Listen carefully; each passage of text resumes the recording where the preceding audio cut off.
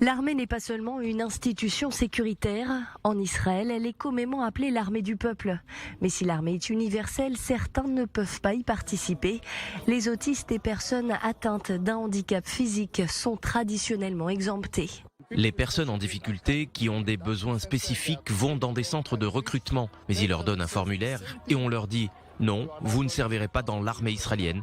Mais qui dit pas d'armée, dit pas de réseau, pas de lien social, pas de protection pour les Israéliens les plus vulnérables de la société. Pour eux et leurs familles, c'est un coup dur. À l'âge de 2-3 ans, un médecin annonce à ses familles le diagnostic de leur fils ou de leur fille et ces familles pensent tout de suite « Que va-t-il se passer ?» À 18 ans, tout le monde va à l'armée. Qu'adviendra-t-il de mon enfant? Trouvera-t-il un emploi? Sera-t-il indépendant? Que se passera-t-il quand je ne pourrai plus le soutenir? Mais pour ces Israéliens handicapés et en difficulté, il existe une solution pour qu'ils trouvent leur place dans l'armée, même si le chemin est un peu plus difficile que pour les autres.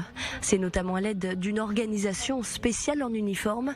Pour les membres de cette organisation, c'est un devoir de s'assurer que tous les Israéliens ont une chance de faire partie des traditions et de la culture du pays. Nous, l'organisation spéciale en uniforme, nous essayons de trouver une solution globale à ces défis. Donc à l'âge de 16 ans, quand ils reçoivent cette lettre, nous commençons à travailler avec eux alors qu'ils sont encore au lycée.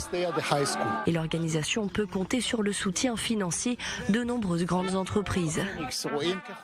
Nous considérons que c'est un droit et un privilège de s'impliquer ainsi dans la société, en particulier dans ce merveilleux projet.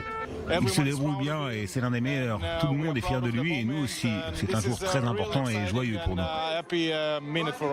Ils ne sont pas non plus relégués à des rôles symboliques. Ils servent dans des unités militaires régulières, parfois même dans des unités de renseignement sensibles aux côtés des autres soldats, quelle que soit leur capacité.